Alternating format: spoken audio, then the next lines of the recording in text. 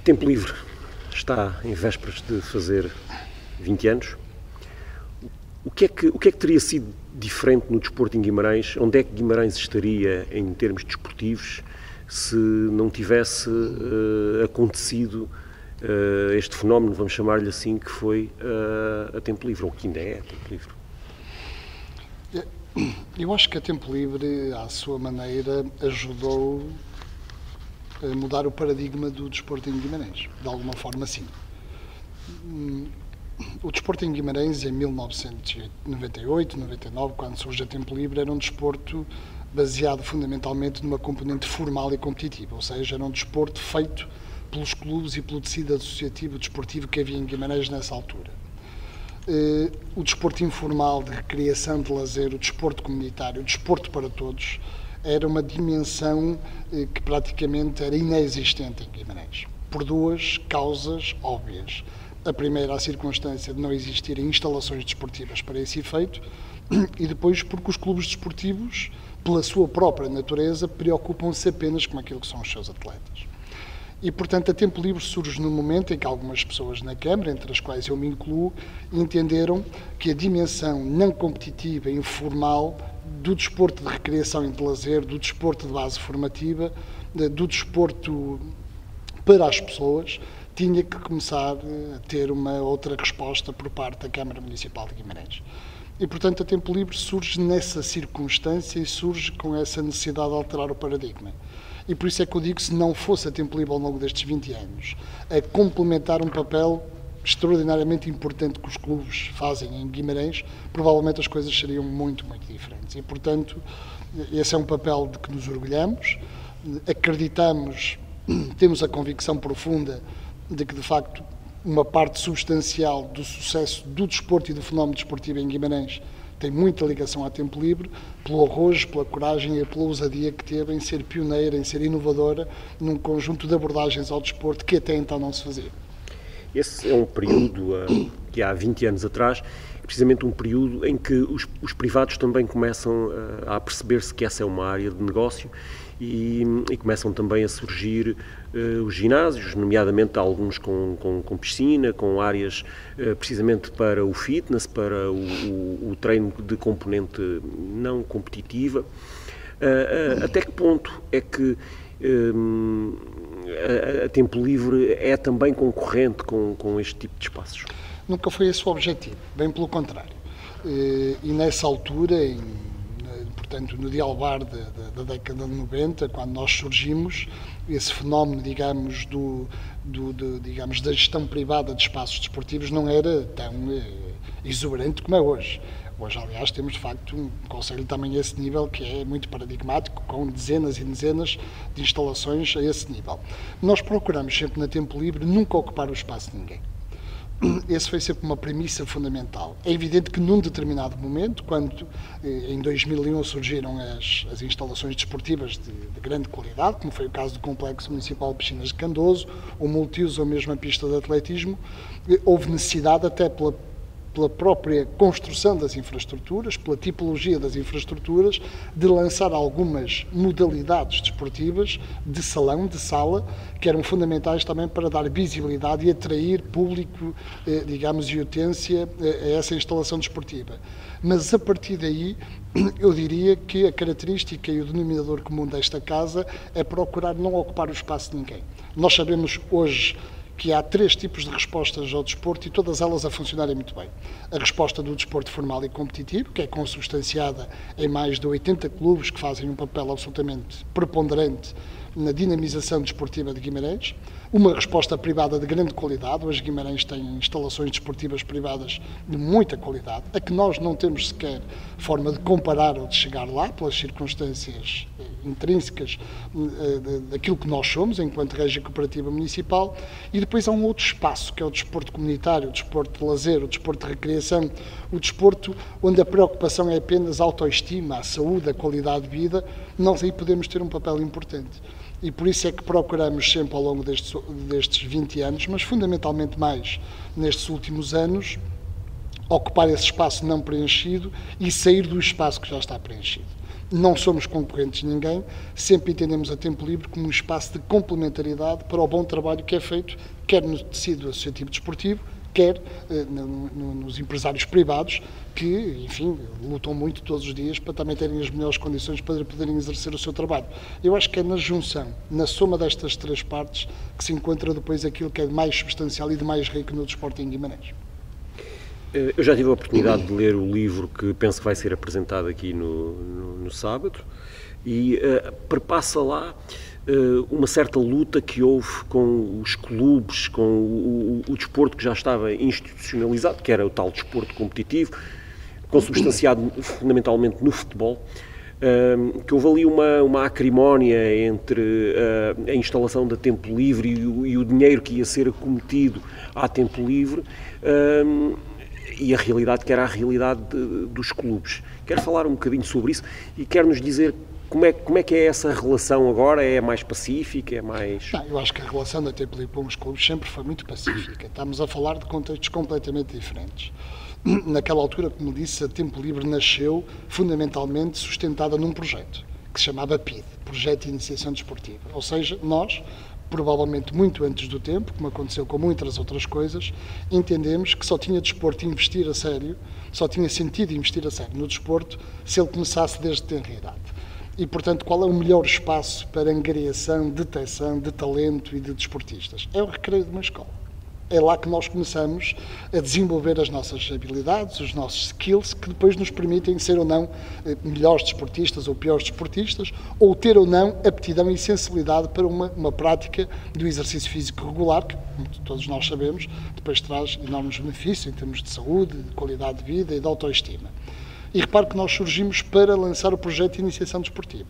Começámos timidamente, com meia dúzia de escolas, e rapidamente assumimos, digamos, portanto, as aulas de educação física, ou na altura chamadas de expressão físico-motora, em quase todos os estabelecimentos de ensino básico do primeiro ciclo. Na altura eram as chamadas escolas primárias. O que está a falar refere-se a um momento particular. Eu julgo que há um seminário logo no início da Tempo Livre, onde eu tenho uma declaração que na altura provavelmente não foi bem entendida, mas que depois foi esclarecida ao longo do tempo. E que fez manchete. Onde eu dizia, inclusive, que nós também, de alguma forma, queríamos combater a excessiva futebolização do desporto em Guimarães. O que nós achávamos, e acho que o tempo nos deu razão, é que em Guimarães praticavam-se muito poucas modalidades, que a oferta desportiva era muito curta. E repare que hoje as coisas são completamente diferentes. Na altura, praticamente para se praticar desporto em Guimarães, tínhamos que estar dentro de um clube, ser atletas desse clube, praticar desporto competitivo e, portanto, não havia mais nenhuma alternativa.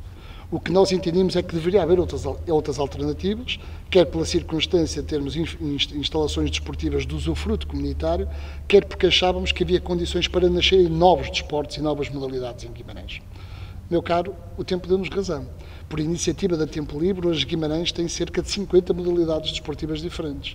Recordo, para quem já se esqueceu, que o rugby nasceu na Tempo Livre, por iniciativa da Tempo Livre. A patinagem em Guimarães nasceu por iniciativa da Tempo Livre.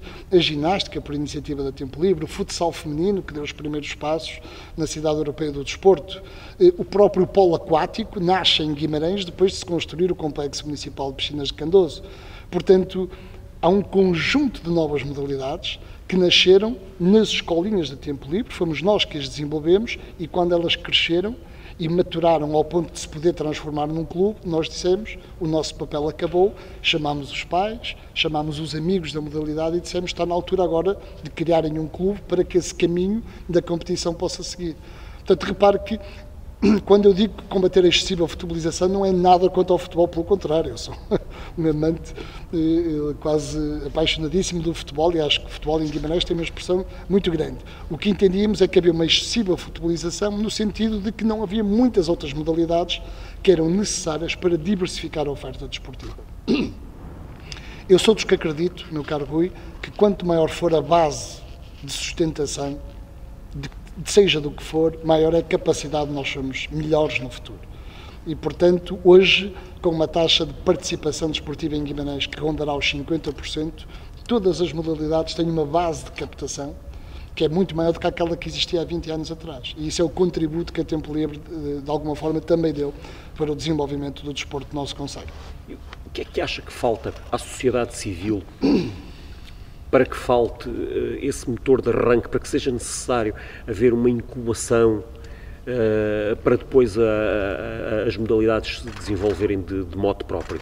Porque deu aí exemplos, e é verdade, o rugby, o futsal feminino, a patinagem. Portanto, eu já não diria a ginástica, porque a ginástica envolve, é verdade, uma estrutura tão grande que, de facto, se calhar se não tivesse havido aqui uma iniciativa pública, era difícil acontecer. Mas uma modalidade como o rugby, parece-me que seria viável partir de um grupo na sociedade civil, mas isso não acontece, e não é só em Guimarães. Eu creio que é uma questão até nacional, mas falando aqui da realidade de Guimarães, porque é que é necessário incubar estes projetos para eles acontecerem? Eu acho que por dois motivos fundamentais. Em primeiro lugar, porque de facto às vezes não há um contexto económico favorável para que isso aconteça. Hoje, criar um clube e dar sustentabilidade a um clube pressupõe haver alguma disponibilidade financeira para a contratação de técnicos, aluguer de instalações, ou compra de instalações, ou construção de instalações desportivas adequadas, e, portanto, é preciso haver contexto económico favorável para isso. Os últimos anos em Portugal não foram, como todos nós sabemos, enfim, não era o ambiente mais favorável para isso. E depois, porque acho, tenho dito isto muitas vezes, porque em Guimarães, no país e no mundo, estamos a passar também por uma crise de voluntariado. Ou seja, há 20 anos era muito mais fácil, ou há 10 anos, encontrar pessoas disponíveis para sacrificar pessoal, profissionalmente, a sua família, para dar uma parte de si em prol de causas voluntárias, causas sociais, e, portanto, isso também se reflete muito no desporto. O Rui sabe que hoje, para ser dirigente de um clube, e a maior parte, ou quase todos, não são pagos por essa função, é preciso disponibilizar tempo ao trabalho, à família, ao seu tempo livre, digamos assim. Isso não está fácil, porque hoje as motivações são completamente diferentes. Hoje vivemos um contexto socioeconómico muito diferente e, portanto, não há mal nenhum que uma régia cooperativa municipal, que é criada pela Câmara, mas que tem mais de 60 cooperantes, muitos deles clubes desportivos, encontre em si as condições de contexto para ser a incubadora dessas novas modalidades. Ou seja, nós damos apenas o pontapé de saída. E depois a sociedade civil, vendo que as coisas são estruturadas, vendo que as coisas já estão mais ou menos consolidadas, acabam por ter uma coragem maior para atrever-se a liderar esses projetos, sendo que a partir daí não será mais fácil, bem pelo contrário. Todos sabemos as condições em que o rugby, a ginástica, a patinagem funcionam, portanto as dificuldades são sempre muitas. Mas pelo menos aquilo que foi a base, aquilo que foi o cimento, que de alguma coisa depois pode dar sustentabilidade e robustecimento aos projetos, esse pode ser dado pelo tempo livre. Dou-lhe um pequeno exemplo. Neste momento estamos a trabalhar com a Federação Portuguesa de Corfball para lançar o Corfball em Guimarães. É uma modalidade que a mim particularmente, que eu gosto muito, porque tem uma característica única, as equipes são mistas e, portanto, promove a igualdade do género, promove a inclusão, promove o companheirismo, promove a convivência. E estamos muito entusiasmados com esse projeto. Vamos lançá-lo em parceria com a Fraterna e também com o Chic Handball, que decidiu acarinhar este projeto, com algumas jovens de alguns bairros sociais. Estamos a fazer ali uma prospecção também nos bairros sociais para tentar tocar todas estas coisas que, no fundo, depois podem levar ao surgimento de uma nova modalidade. Aqui, neste caso, pela disponibilidade do Chic Handball, porque também tem um trabalho interessante nos bairros sociais, encontramos as condições de contexto para que a modalidade, surgindo, com o apoio da Tempo Livre, depois possa crescer e desenvolver-se já integrada num clube desportivo. Mas outras houve em que essas circunstâncias não aconteceram. E, portanto, eu não vejo mal nenhum que uma Câmara ou uma empresa municipal sejam incubadoras de oferta desportiva. Já vejo mal se depois prolongarmos isso, ou seja, sermos nós a ter equipes que façam competição. Isso não faz parte do nosso objeto social, não faz parte daquilo que é a nossa matriz de atuação, portanto, a competição é para os clubes e nós compete-nos promover o desporto para todos. Porquê é que uma régia cooperativa, se é que pensa que porquê é que uma régia cooperativa é a melhor forma de desenvolver as atividades que a Tempo Livre desenvolve? Porque não outra forma, uma empresa municipal, a Câmara diretamente, as outras formas que haveria? Meu caro Rui, essa pergunta devia ser feita há 22 anos, quando alguém decidiu criar uma régia cooperativa e não fui eu. E, portanto, as condições de contexto político na altura determinaram que em Guimarães... Mas, na sua opinião, é a melhor forma? Não, o que eu acredito é numa coisa completamente diferente, que pode entroncar na régia cooperativa ou numa empresa municipal. O que eu acredito, e acredito isto há muitos anos, é que hoje há um conjunto de áreas de atuação das câmaras municipais que exigem um grau tão grande de especialização que devem ser feitas por empresas onde essa especialização tenha condições para se desenvolver. E, portanto, seja uma régia cooperativa, seja uma empresa municipal, eu acho que a descentralização de algumas competências municipais para entidades fora do universo municipal, onde a burocracia não é tão intensa, embora a fiscalização deva ser feita e continue a ser feita pelos mecanismos que a lei determina, pela própria circunstância dos nossos contratos de programa terem que ser validados pelo Tribunal de Contas, mas eu acho que se trabalha melhor fora do contexto da administração pública local. E trabalha-se melhor porque nós temos condições objetivas para ser mais ágeis, mais eficazes e mais eficientes.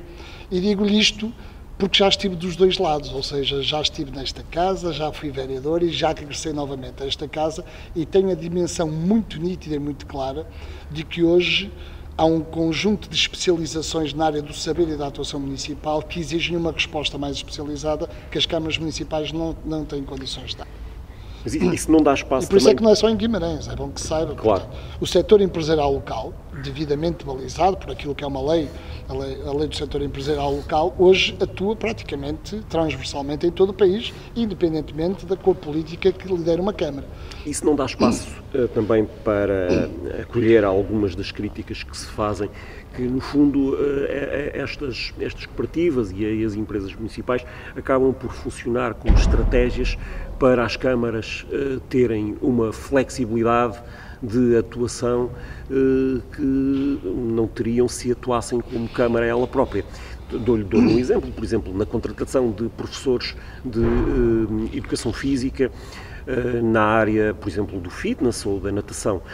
Sabemos que essa contratação é muito flutuante, é muito volátil, porque hoje as aulas estão cheias, amanhã estão vazias, no verão há muitas, no inverno há menos. Uma Câmara não tem essa flexibilidade. Mas não vejo outra forma de dar respostas adequadas senão essas. Repara uma coisa.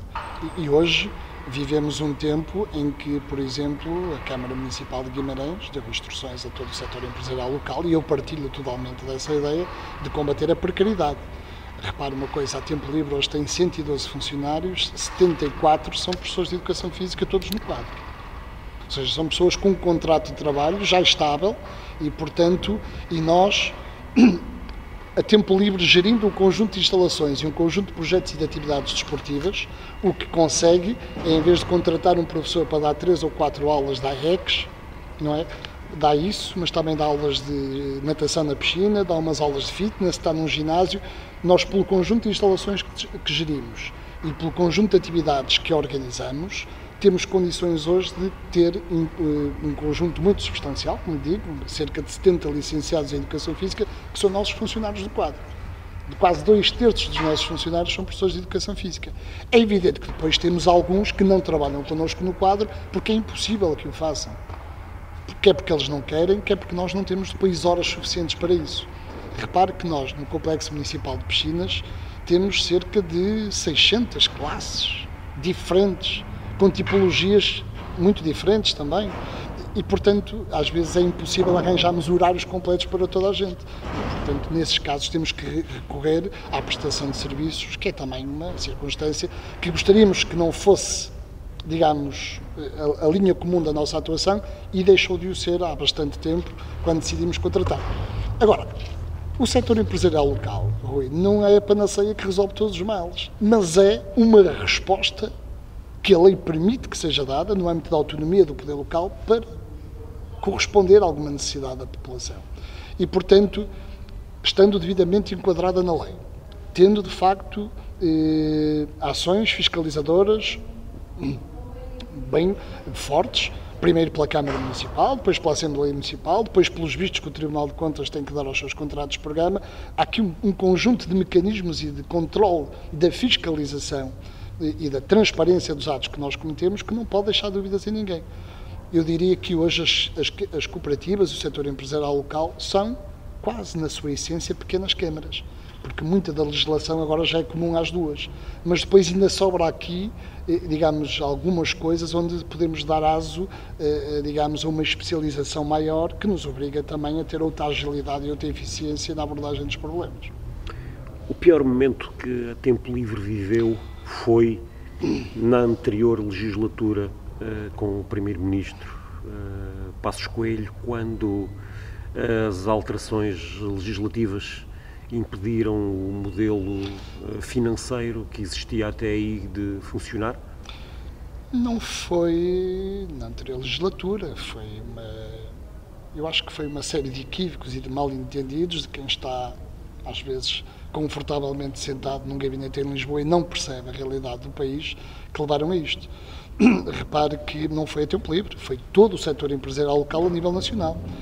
Para quem não sabe, desde essa famigerada lei, a Lei 50/2012, que depois, entretanto, já teve alterações legislativas importantes com este novo governo, mas já fecharam mais de 150 empresas municipais no país.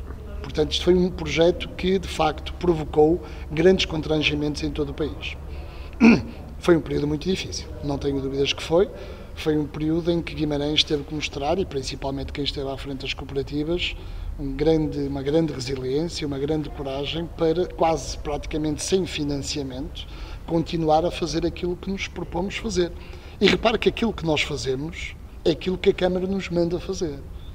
Ou seja, nós somos uma Câmara de eco daquilo que são as determinações da Câmara Municipal para as suas componentes várias da política de desenvolvimento local. A Oficina trabalhando na área da cultura, a Tempo Livre trabalhando na área do desporto, a Fraterna trabalhando na área da ação social, a Taipas Turitermas no termalismo, a Turipenha na gestão do parque de campismo e do teleférico. Cada uma de nós trabalha numa área específica da competência municipal que nos é cometida e, portanto, claro que temos aqui alguma capacidade de ter também alguma, enfim, ser inovador nos processos e procurar que a Câmara nos ajude a ser inovador nos processos. Mas nós somos uma Câmara de eco daquilo que são as determinações e aquilo que é política municipal. E, portanto, não fazemos o que nos apetece, fazemos aquilo que, de alguma forma, nos é encomendado pela Câmara Municipal, perseguindo aquilo que são as suas políticas de desenvolvimento municipal. E, portanto, foi um período muito difícil, não o escondemos, foi um período onde tudo esteve em causa. Houve uma altura, inclusive, é que a nossa grande angústia era o que fazer aos funcionários, porque estávamos na iminência de ter que fechar e provavelmente tudo isto seria internalizado na Câmara. Felizmente prevaleceu o bom senso, prevaleceu a resiliência da Câmara Municipal de Guimarães, que foi determinante nas alterações legislativas que se seguiram e que permitiram que tudo, pelo menos no que diz respeito às cooperativas de Guimarães, continuassem, e acima de tudo foi determinante para uma coisa que eu acho que é fundamental. Nenhum governo pode ou deve interferir naquilo que é a autonomia do poder local. E acho que o que esteve em causa foi um grave atentado à autonomia do poder local. Foi o Governo, em Lisboa, dizer: vocês podem fazer o que quiserem, mas nesta área não, porque nós vamos colocar balizas e vamos colocar limites que são quase impossíveis de concretizar. Repara uma coisa, dava na altura um exemplo que dou hoje. Se Peniche, se algumas cidades que são hoje conhecidas pelo surf, entenderem como fundamental para a sua política local, apostar no surf, criando escolas de surf, desenvolvendo, porque é que alguma lei há de impedir que isto se faça? Somos nós, no contexto local, que percebemos qual é a melhor forma de desenvolver a política, qual é a melhor forma de desenvolver as nossas comunidades. E, portanto, essa lei, que é um preceito constitucional, a autonomia do poder local, não pode ser em causa depois por leis que procuraram tratar por igual aquilo que era desigual. Dizem-me assim, mas havia abusos? Claro que sim, mas penalizem-se os abusos. Havia gente que exagerava, havia coisas que não podiam mais acontecer. Ok, atuemos de acordo a que os prevaricadores, aqueles que abusavam, aqueles que não percebiam qual era a dimensão do setor empresarial local, pudessem ser penalizados. Mas em Guimarães acusavam-nos de quê? De nada. Repare, Guimarães é das poucas cidades do país em que, por exemplo, os vereadores, que eram presidentes da direção das cooperativas, nunca ganharam um cêntimo. Trabalhavam gratuitamente e graciosamente, como eu acho que devem fazer, na gestão das empresas municipais e das cooperativas municipais. Provavelmente noutros concelhos isso não acontecia.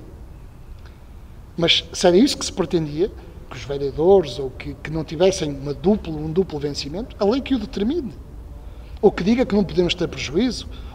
Ou seja, criarem-se balizas, mas que de alguma forma não pusessem em causa aquilo que é o financiamento das câmaras. Porque se a Câmara de Guimarães entendeu, como entende, que o setor empresarial local faz um bom trabalho no desenvolvimento e na prossecução das suas políticas de desenvolvimento local, se tudo isto for devidamente enquadrado pela lei, qual é o problema?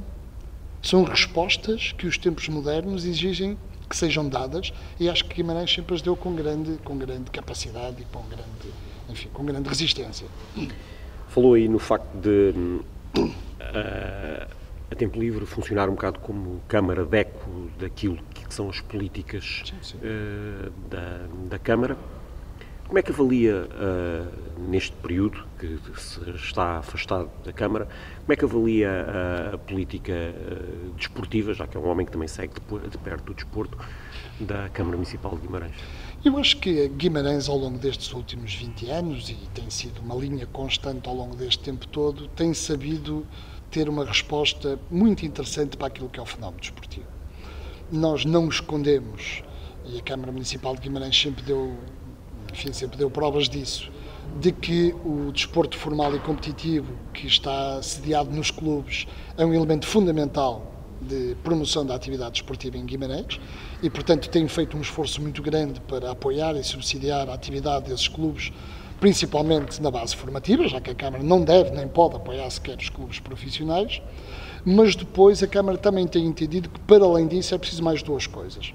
A requalificação de instalações desportivas, que começam a ficar obsoletas. Sabe que as instalações desportivas, o seu uso intensivo transforma-nas rapidamente em obsoletas e, portanto, é preciso continuar a investir. A Câmara tem feito isso, apoiando alguns clubes na recuperação e na requalificação das suas instalações desportivas e depois percebendo que há um outro mundo que não pode ser descurado. E qual é o outro mundo? É o mundo do desporto não competitivo e informal. Repara uma coisa, Rui, dou sempre este exemplo. Em Portugal, em cada 10 portugueses, só 7 é que praticam desporto de forma regular. E desses 3, portanto, 7 não praticam e 3 praticam. E desses 3, só um é que é desportista formal. Ou seja, tem uma inscrição federativa. Porquê que a Câmara Municipal ou uma Câmara Municipal há de investir na árvore quando tem uma floresta inteira para tratar? Porquê que a maior parte, ou muitas das câmaras, investem quase tudo o que é o seu orçamento desportivo para satisfazer 1% da comunidade, quando tem 90% da comunidade que precisa de ser apoiada? E, portanto, esta sempre foi a nossa característica dominante. É que nós percebemos há muito tempo, para benefício da comunidade e dos próprios clubes, que investir na floresta era fundamental para que depois as árvores nascessem cheias de fruto, viçosas e com muita vida. E eu acredito hoje que grande parte do sucesso desportivo em Guimarães resulta dessa circunstância. Começando a investir no desporto comunitário, no desporto de recreação, de lazer, no desporto informal, nós criámos as bases e criámos uma base alargada de sensibilização para a prática desportiva que depois resulta em benefício dos clubes. O Rui, que é um homem do desporto, concordará com certeza comigo, ginástica é a base de tudo. Quem é um bom ginasta, com 3, 4, 5, 6 anos, há de ser futuramente, provavelmente, um bom karateca, há de ser um bom handebolista, há de ser um bom basquetebolista, há de ser um bom futebolista. Não é à toa que agora até alguns guarda-redes de futebol vão treinar a academia de ginástica para treinar a agilidade. Portanto, a ginástica é a base de tudo. Portanto, o que é que preocupa os clubes de futebol, de basquete ou handebol, que haja um grande clube de ginástica em Guimarães? Nada, pelo contrário. Deve ser um fator de orgulho. Porque aqueles miúdos todos, que nem todos vão poder ser ginastas de alta competição, há de haver um momento em que o gosto pela atividade física está lá, os skills, as habilidades deles estão desenvolvidas e foram exponenciadas e a partir daí podem, de alguma forma, incorporar e passar para outros clubes e serem melhores desportistas. Portanto, esse sempre foi o meu sonho, Rui, e o sonho da Tempo Livre, é criar as condições de base para que o desporto seja praticado pelo maior número de gente possível, para que depois cada um opte pelo seu caminho. Ou quer praticar desporto formal e vai para um clube, se tiver condições e habilidade e jeito para isso, ou então, não o querendo, que tenha condições para continuar a praticar. Repara uma coisa, nós em 2012 fizemos um grande inquérito à população e chegámos à conclusão, e o nosso inquérito focou-se principalmente nisto. perguntámos às pessoas que não praticavam desporto, que eram a maior parte, o que é que nós precisávamos fazer para que elas, eventualmente, o praticassem. E as respostas foram desta forma, que devíamos investir em parques públicos para poderem caminhar, andar de bicicleta, que devíamos investir em instalações desportivas aquáticas, porque os desportos aquáticos em Guimarães eram inexistentes, e nós o que é que fizemos nos anos seguintes? Construímos uma série de parques de lazer em Guimarães, que hoje estão cheios de gente e de atividade todos os dias e ao fim de semana, e investimos em piscinas, que também deram uma resposta muito qualificada à população vimaranense, porque a piscina, para além de permitir uma prática competitiva e federada, também permite o seu uso para questões de saúde e de qualidade de vida. E eu acho que em cada tempo nós temos que saber dar as respostas. E acho que nós demos uma resposta adequada àquilo que eram as necessidades reais de uma população, que depois, também quero acreditar nisto, resultou em duas coisas. Mais gente a praticar desporto e melhor gente a praticar desporto. Eu não sei se deliberadamente se desviou da minha pergunta ou se eu não perguntei da melhor forma. Provavelmente fui eu que não perguntei da melhor forma. E como é que vê este último mandato, este mandato que tem estado afastado da Câmara, que voltou à Tempo Livre, não é? Não, mas acho que... esse caminho continua a ser trilhado. Repara uma coisa. Há desvios relativamente a esse caminho. Não estou de forma nenhuma a fugir à sua pergunta, não entendi isso. Percebi que era, digamos, os mandatos. Sim, mas também foi importante fazer esse balanço, embora nos tenhamos repetido. Não, repara, eu saí da Câmara há um ano. Eu saí da Câmara há um ano, ou pouco mais do que isso, e, portanto, nem me sinto sequer... Mas já há de perceber, porque, como disse, isto aqui é uma Câmara de eco do que a Câmara faz em termos... Mas posso dizer com toda a sinceridade e com toda a frontalidade que o relacionamento entre a Tempo Livre e o vereador do Desporto, Dr. Ricardo Costa, é ótimo, ou seja, estamos de comum acordo sobre aquilo que necessitamos de fazer. Dou, por exemplo, o exemplo, digamos, do Centro de Estudos de Desporto. Foi uma ideia que nasceu aqui na Tempo Livre e que o Ricardo Costa abraçou imediatamente e entusiasticamente. Estamos a trabalhar em conjunto, por exemplo, na criação de um outro momento, que eu acho que vai ser um momento determinante para Guimarães, pela ousadia que estamos a ter, que é construir e desenhar o primeiro plano municipal de promoção da atividade física, da saúde e da qualidade de vida, onde o vereador do desporto está profundamente empenhado, tem participado nas nossas reuniões. Portanto, eu diria que naquilo no que é essencial, nós, a Tempo Livre e a Câmara, através do seu vereador do desporto, estão perfeitamente em linha. Agora, com certeza que o seu vereador do desporto, o meu vereador, tem ideias diferentes das minhas, e é bom que as tenha, porque nós somos, enfim, pessoas com pensamento próprio. Eu tive-o, e o Dr. Ricardo Costa também o tem, não tenho dúvidas nenhumas. E, portanto, não me queria pronunciar sobre aquilo que está a ser feito no âmbito da política municipal, porque isso compete ao vereador do desporto. O que lhe garanto é que estamos permanentemente em linha, digamos, e em sintonia naquilo que são, enfim, as grandes batalhas que se avizinham para o desporto em Guimarães. Portanto, sob esse ponto de vista, eu diria que há uma continuidade, que é uma continuidade que me parece interessante e que acaba por também, de alguma forma, comprovar que o caminho que seguimos até aqui era um caminho interessante e positivo. Deixa-me fazer-lhe uma pergunta que me ocorre, que já me ocorreu várias vezes. Não sei se é uma coisa que vai achar completamente absurda ou se também já lhe passou pela cabeça. Este Centro de Estudos do Desporto, considerando que temos a Universidade do Minho e que a Universidade do Minho está relativamente amputada aqui em Guimarães, sim, são muito poucos cursos e em áreas muito limitadas. E porque já se falou várias vezes da Universidade do Minho vir a ter um curso de Educação Física, mas que por alguns constrangimentos essa realidade nunca acontece, embora haja um mestrado em ensino de desporto. A pergunta é, sonha com um curso de Educação Física da Universidade do Minho aqui em Guimarães? Já alguma vez isso lhe passou pela cabeça? Rui, não passou pela cabeça. Trabalhei arduamente nos meus 2 mandatos como vereador do desporto para que isso acontecesse. É bom que se saiba. Eu e algumas pessoas ligadas à Universidade do Minho chegámos a apresentar à reitoria um projeto já com os conteúdos pedagógicos do curso e que era um curso diferente dos outros. Nós entendíamos que no Minho havia condições para dar uma oferta pública e especializada na área da gestão do desporto. Repara que a área da gestão do desporto, ao nível superior, está sediada em Lisboa, na Faculdade de Motricidade Humana, e depois no ISMAI, que é uma resposta privada.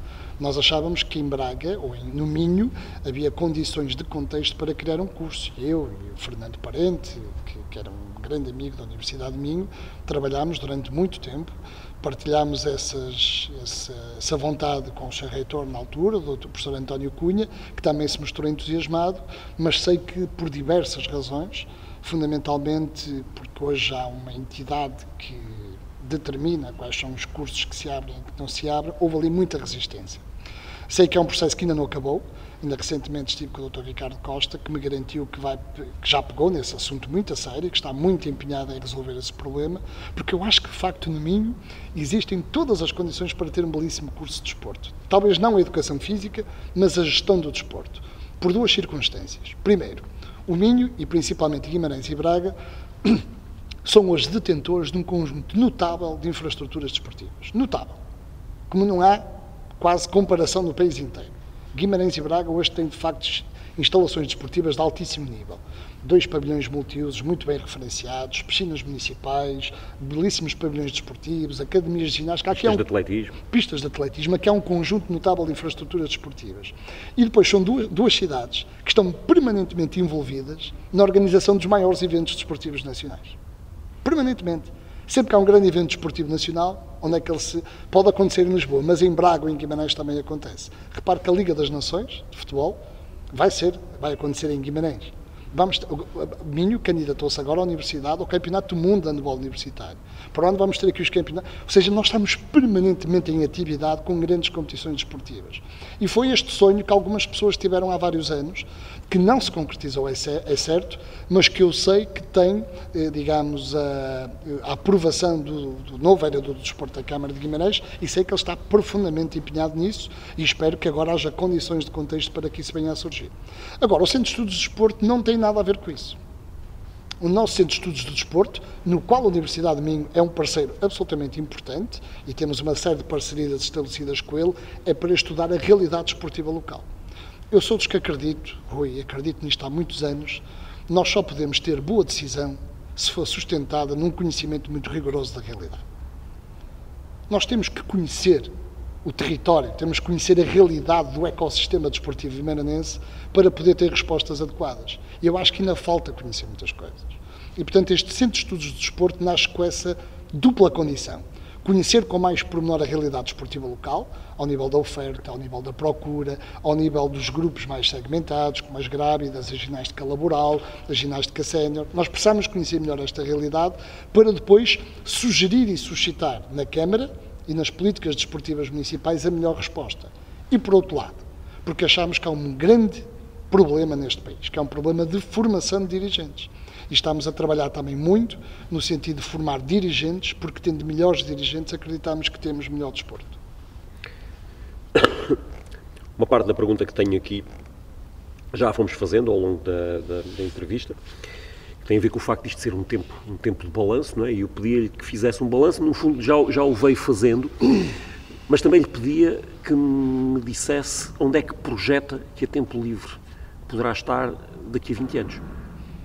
Olha, sabe, eu no prefácio do livro que vai sair este fim de semana, que o autor me deu, enfim, o gosto de poder ser eu a escrever, acabo desta forma. Se não fosse, mais ou menos isto que eu digo, não sei as palavras exatas, mas se não fosse as marcas do tempo no meu rosto e no rosto de cada um que aqui trabalha, e se não fosse as cicatrizes que tardam a sarar nos edifícios pelo seu uso intensivo, eu diria que a Tempo Livre está pronta para recomeçar tudo de novo. E por que não? Eu acho que está na altura, de facto, de nós recomeçarmos, porque o desporto é, de facto, uma coisa absolutamente apaixonante. Os desafios colocam-se todos os dias. Hoje há novas respostas que têm que ser dadas e nós podemos ter um papel importante nisto. Rui, deixa-me contar uma história que é uma história que diz muito daquilo que é o desporto hoje em dia. Que há uns tempos estive num seminário internacional onde falávamos sobre o desporto para todos e um professor contava esta história que provavelmente define muito o que é o desporto e a atividade física hoje. Há 20 anos, dizia ele, fiz um pequeno teste no recreio da minha escola. Juntei 20 miúdos, coloquei-os em círculo no meio do recreio e atirei uma bola para o interior do círculo. Dos 20 miúdos, 17 foram imediatamente a correr atrás da bola, a pontapear e começar a brincar. Antes de ir para esse seminário, que foi no ano passado, fez exatamente o mesmo teste. 20 miúdos em círculo no meio do recreio e atirou uma bola para lá para dentro. Apenas 3 foram ao encontro da bola. Os outros 17 manifestaram a maior indiferença perante a bola e perante o começo da brincadeira que ali estava a ser sugerido. Isto significa o quê, Rui? Nós hoje temos uma predisposição muito menor para a atividade física. Os níveis de atividade física, não é de desporto, os níveis de atividade física na população estão a decrescer assustadoramente. Porque hoje as motivações são diferentes. É as novas tecnologias, é o comodismo, é o sedentarismo, ou seja, hoje há uma realidade que importa dar respostas. E a tempo livre, e as políticas desportivas municipais têm que ter isso com muita atenção. Está provado, mais do que provado, de que nós moldamos muito do que é a nossa personalidade e muito daquilo que serão os nossos hábitos e as rotinas no futuro entre os 3 e os 10 anos. E nós temos que investir fortemente nesse segmento etário dos 3 aos 10, dizendo-lhes vale a pena praticar desporto, vale a pena ter uma vida ativa, vale a pena ter uma vida saudável, porque esse chip vai-lhes ficar de tal forma marcado na sua cabeça que depois até podem parar por circunstâncias da sua vida, mas vão recomeçar a qualquer momento uma atividade desportiva. Mas o que está a acontecer é que hoje, dos 3 aos 10 anos, a maior parte das crianças não tem nenhuma apetência, nem nenhuma vontade de praticar desporto e atividade física. E se não fosse, às vezes, a insistência dos pais, provavelmente não o fariam. Repare que desafio este. É um desafio tremendo. É um desafio tremendo. Porque, ainda por cima, isto é um paradoxo. Hoje temos melhores instalações desportivas, temos profissionais da área da educação física altamente preparados e capacitados, como nunca tivemos. Temos água quente nos balneários. Temos tudo que não tínhamos até hoje. Temos belíssimos parques para as pessoas poderem caminhar, correr, temos ecovias, nós temos tudo. Falta o essencial, que é a nossa vontade de ter uma vida sadia e uma vida, enfim, com hábitos saudáveis que nos permitam depois poupar naquilo quando gastamos muito dinheiro, que é um orçamento absolutamente, enfim, extraterrestre na área da saúde para combater as doenças do sedentarismo. Repare que hoje a obesidade infantil é dominante nas escolas em Portugal. No meu tempo, alguém dizia outro dia com muita piada, não sei se depois vai editar isto, mas alguém dizia com muita piada, no nosso tempo, estamos a falar há 40 ou 50 anos, o gordinho é que era objeto de chacota na escola. Havia um gordinho na turma. Agora não, o magricelas é que é objeto de chacota, porque a maior parte são tudo gordinhos ou todos bem abonados corporalmente. É verdade. E, portanto, é um bocadinho isto, é este novo mundo que nós estamos a viver, em que as pessoas não têm motivação para a prática desportiva e as políticas desportivas municipais têm que estar orientadas para isso. Têm que investir fortemente na sensibilização das crianças para uma prática desportiva regular. E depois, paradoxalmente, repare, Rui, têm que estar preparadas para um outro grande desafio, que é a população está a envelhecer, mas está a viver muito mais. E nós temos que dar respostas também para aquele segmento de pessoas que chegam aos 55, 60 anos, têm a sua reforma, mas ainda estão preparadas fisicamente para continuar a ter uma vida ativa por mais 10, 15, 20 ou 30 anos. E essas respostas qualificadas têm que ser dadas pelas políticas desportivas municipais. E, portanto, há aqui dois extremos que merecem uma atenção igual, porque hoje, provavelmente, já começamos a ter mais pessoas com mais de 55 anos do que pessoas com menos de 18 anos. Isto mudou radicalmente. Sim. Em 20 anos. Se não mudou ainda, está para breve. Está muito próximo. Nós, há 20 anos, nós dizíamos que éramos a região mais jovem da Europa. Sim. Hoje, infelizmente, somos das regiões mais envelhecidas da Europa. E, portanto, também na área da atividade física e do desporto, há respostas novas que têm que ser dadas. Por isso é que eu digo, a Tempo Livre está pronta para recomeçar de novo, porque há novos desafios pela frente que vão merecer a nossa atenção e o nosso empenhamento. Fiz-lhe a pergunta de balanço e, se calhar, fruto de sermos os dois da área do desporto, falamos de desporto, e depois esquecemos que a Tempo Livre também tem outras áreas. Eu queria que me falasse de um momento marcante na área dos espetáculos. Há com certeza um espetáculo, ou dois, mas penso que haverá um que foi determinante. Eu diria que, se está a falar do Multiusos de Guimarães, eu diria que há 2 ou 3 momentos que são marcantes. O primeiro deles, julgo que foi marcante no sentido que mostrou ao país que havia aqui uma belíssima sala de espetáculos, que foi o concerto de Bryan Adams, logo em 2002, 2003, se a memória de uma Que aconteceu por acaso. Que aconteceu por acaso. O Bryan Adams tinha 2 espetáculos marcados, um em Lisboa e outro no Porto, fez o de Lisboa, ficou sem voz como eu hoje estou, e no dia seguinte não pôde atuar no Porto e marcou o concerto para 3 meses depois. Como estava esgotada a Casa do Porto, e Lisboa não tinha sala, fomos contactados para saber se poderíamos fazer um segundo concerto de Bryan Adams. Fizemos, enchemos esta sala com cerca de 10 mil pessoas e mostramos de repente aos grandes produtores nacionais que afinal no Norte havia uma casa preparada para receber grandes eventos e grandes concertos. O segundo momento que a mim me marcou particularmente porque acho que é um momento que acabou por ser uma espécie de, enfim, de epifania da comunidade vimaranense, foi a Capital Europeia da Cultura.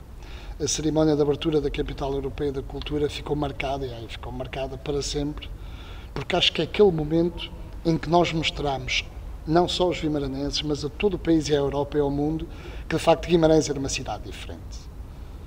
Que conseguiu ser a Capital Europeia da Cultura, sendo uma cidade tão pequena, à escala europeia, que conseguiu fazer uma cerimónia de abertura fantástica e, acima de tudo, mostrar ao país e também à Europa, porque foi transmitido para muito lado, que esta sala tinha essas condições. Depois, o terceiro momento de tantos, porque nós já fizemos aqui mais de 800 eventos no Multiusos de Guimarães, foi o Festival da Canção. Não pelo Festival da Canção em si, porque o Festival da Canção, enfim, é um espetáculo como outro qualquer, mas porque testámos ao limite as condições deste pavilhão para acolher um grande evento. Foi a maior produção que alguma vez foi feita aqui dentro. Neste teto foram pendurados mais de 30 toneladas de equipamento. Foram 15 dias intensíssimos de adaptação do espaço para que fosse visionado em todo o mundo, e muita gente hoje me diz, eu estava a ver aquilo e não sabia que aquilo era em Guimarães, quer dizer, aquilo parecia uma sala de espetáculos igual a muitas que existem por esse mundo fora. E, portanto, são 3 momentos, cada um à sua maneira, ajudaram, primeiro, a qualificar e a capacitar Guimarães como uma cidade de grandes eventos, e depois, tendo a capacidade de mostrar a todos que aqui em Guimarães há gente e há instalações capazes de fazer tão bem e melhor como os outros. Finalmente, uma pergunta que eu acho que muitos vimaranenses fazem é onde é que vamos ver o Amadeu Portilha nos próximos tempos? Na Tempo Livre. Se Deus quiser, ficarei por aqui os anos que farei necessários, enquanto tiver força para isso, enquanto me quiserem. Esta é a minha casa, Rui, foi aqui que eu me fiz, enquanto profissional que julgo com alguma qualificação para a área do desporto. As pessoas sabem que eu nunca escondi, o desporto é de facto o sítio, é a praia onde eu me sinto melhor. Já fiz praticamente de tudo no desporto, fui desportista, fui jornalista, fui gestor, fui vereador, acho que no desporto não tem segredos para mim, conheço a realidade desportiva de Guimarães muito bem e é aqui que eu me sinto confortável, é aqui que eu me sinto bem. Esta é a minha casa, sou funcionário desta casa há cerca de 18 anos, sou dos funcionários mais antigos desta casa e, portanto, sinto-me muito bem aqui, acho que ainda posso fazer muita coisa pelo desporto e pela atividade física em Guimarães e, portanto, por aqui ficarei até que, enfim, que eu tenha vontade para isso e que tenham vontade de me ter cá. Ou até que surjam outros projetos? Ou até que surjam outros projetos, porque não? A vida é feita disso, de desafios e de projetos, eu nunca fugi de nenhum deles.